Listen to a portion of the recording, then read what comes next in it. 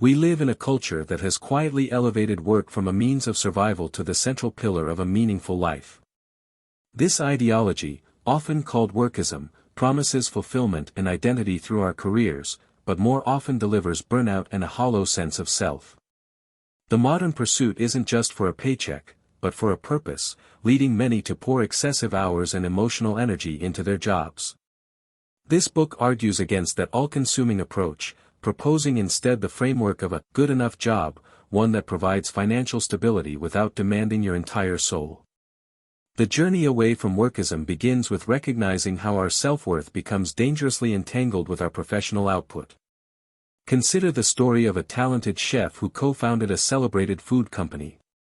Her initial success, marked by accolades and recognition, felt validating. But as the business grew, so did the pressure and conflict, culminating in a painful legal battle.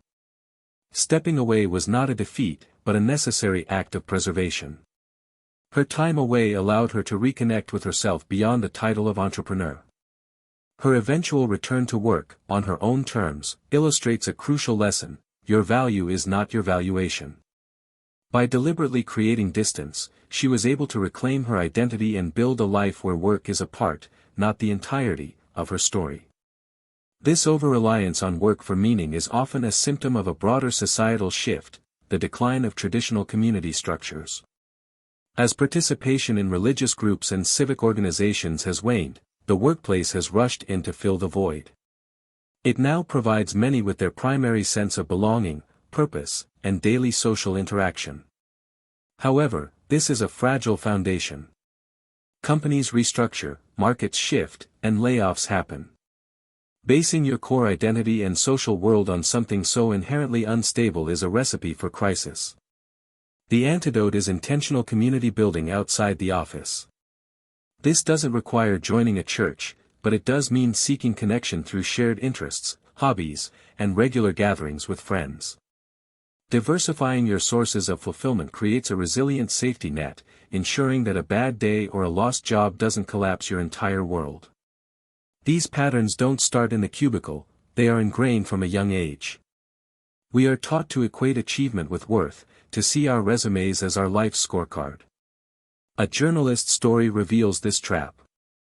From her first high school investigation, her identity was forged in the fire of professional ambition. Each career milestone felt like a validation of her very being. When burnout finally forced her to stop, she faced an existential void. Without the constant hum of productivity, she didn't know who she was. This highlights the importance of cultivating a self outside of work long before a crisis hits. It requires creating time sanctuaries, periods of unstructured, non-competitive activity where you can explore interests with pure curiosity, not for a line on a CV. The goal is to remember the person you are when you are not achieving. Finally, we must critically examine the seductive language of corporate culture, particularly the notion that a company is a family. This metaphor encourages extreme loyalty and personal sacrifice, implying that the bonds are unconditional. Yet, as employees of a mission-driven startup discovered, this is a fiction. When they organized to hold management accountable to the company's stated values, they were not treated like errant children to be guided, they were treated like liabilities to be removed. The workplace, no matter how cozy, is a transactional relationship. This isn't inherently bad, but recognizing it is liberating. It allows you to set healthy boundaries, to invest appropriately, and to direct your deepest loyalties and love to the actual people and pursuits in your personal life. Your real family and friends are there for you in ways an employer never will be. Ultimately, the pursuit of a good enough job is an act of reclamation.